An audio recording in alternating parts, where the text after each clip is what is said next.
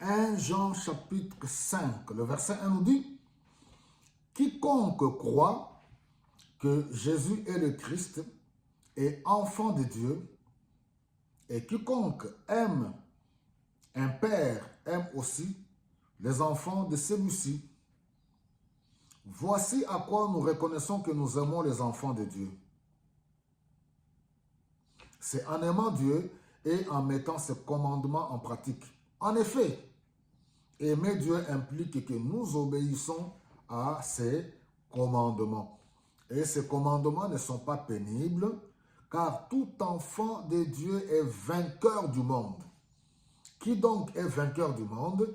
Celui qui croit que Jésus-Christ est le Fils de Dieu, la victoire sur le monde. Jésus est ressuscité, il a vaincu la mort, il a vaincu le péché, il a vaincu la maladie, il a vaincu le diable, il a vaincu le puissant du monde des ténèbres, il a vaincu le monde ainsi que son système. Alors, celui qui aime Dieu, celui qui croit en Jésus-Christ, a la victoire sur le monde, a la victoire sur le mal. Il doit dominer le mal. Ainsi, son cœur est rempli d'amour. Par le Saint-Esprit, il aime son semblable.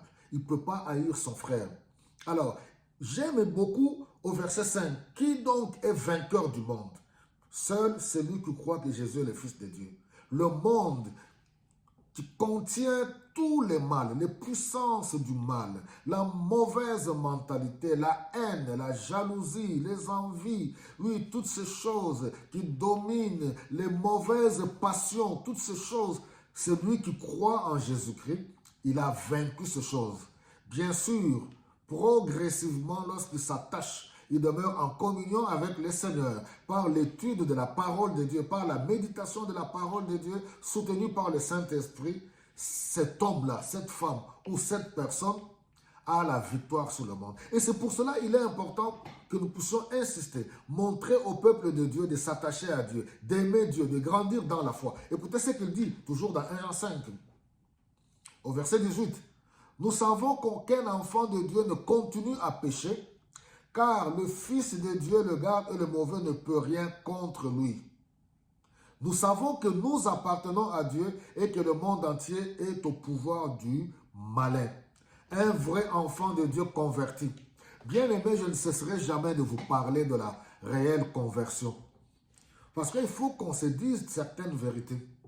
On ne peut pas venir dans les choses de Dieu comme si on vient, voilà, au milieu, on commence à chasser les démons, on commence à briser le pouvoir des sorciers, parce que c'est ce que les gens aiment dans nos communautés.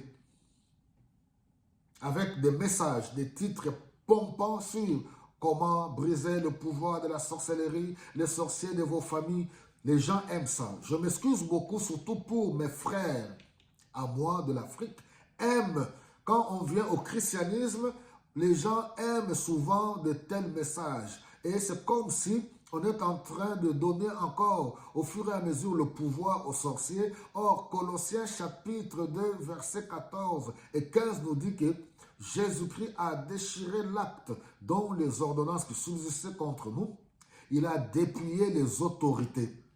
Il les a livrées publiquement en spectacle, en triomphant d'elle par la croix. Jésus a vaincu le diable, ainsi que tous ses acolytes, les puissants du monde des ténèbres, les magiciens, les marabouts, les sorciers, toutes sortes les mauvaises choses, Jésus les a vaincus.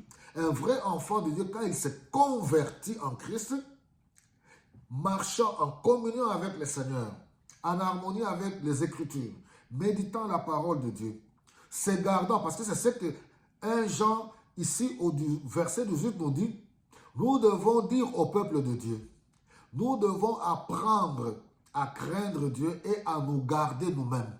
Il y a la part de Dieu, nous devons apprendre à haïr le mal. Nous devons régler notre vie, apprendre à craindre Dieu, à fermer les portes et les fenêtres d'entrer dans notre vie. Marcher, être capable de distinguer les choses de Dieu et les choses du monde.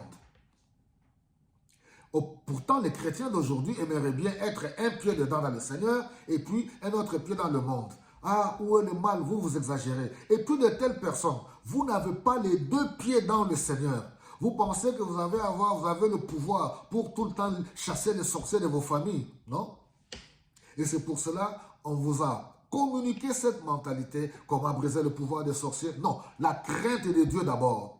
Celui qui est né de Dieu, celui qui aime de Dieu, marche conformément à la parole. Et il apprend à se garder lui-même. Dieu le protège aussi. Il est le mal.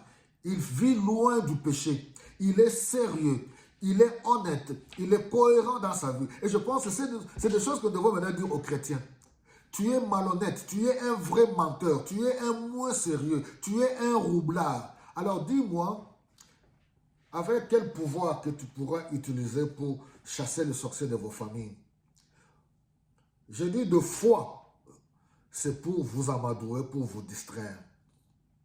Celui qui aime Dieu, qui craint Dieu, qui marche dans la sainteté, dans la sanctification, il n'a pas le temps de s'occuper des sorciers. Ils ont toujours été là. Ils ont toujours été là. Ils viendront essayer, ils verront qu'ils ne pourront pas t'atteindre. Alors je vous relance un défi. Apprenons à craindre Dieu. Grandissons dans l'amour avec le Seigneur. Aimons nos frères. Craignons Dieu. Vivons loin du péché, loin du mal, loin du mensonge, loin de l'immoralité sexuelle. C'est toutes ces choses-là qu'il faut abandonner. Loin des roublards. Il faut arrêter toutes ces choses-là. Ainsi, nous allons plaire à Dieu et l'ennemi ne nous touchera pas. Quand le diable vient et qu'il trouve quelque chose de lui en vous, c'est pour cela qu'il a le droit sur vos vies. C'est ce qu'il dit. Et le malin ne le touche pas. Que le sang de Jésus vous couvre et soyez remplis du Saint-Esprit de Dieu. Craignons Dieu, aimons Dieu et aimons notre semblable.